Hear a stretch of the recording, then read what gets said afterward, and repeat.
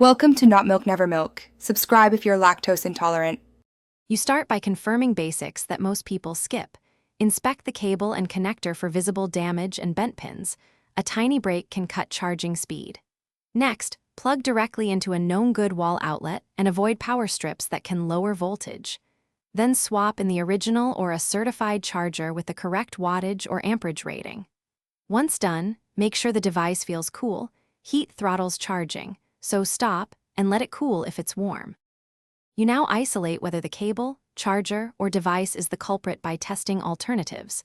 Borrow a known good cable and charger and note any change in speed. While charging, check your device settings. Disable battery saver, close background apps, and confirm USB mode is set to charging rather than data transfer. Also inspect the charging port for lint or debris. Carefully clean it with compressed air or a wooden pick. After those steps, monitor charge rate. A clear improvement tells you where the problem lay. You finish by addressing software and hardware fixes. Update the device firmware and any charging controller firmware, because manufacturers often patch charging performance. If diagnostics show high resistance or the port is loose, replace the battery or repair the port. These are common causes of persistent slow charging.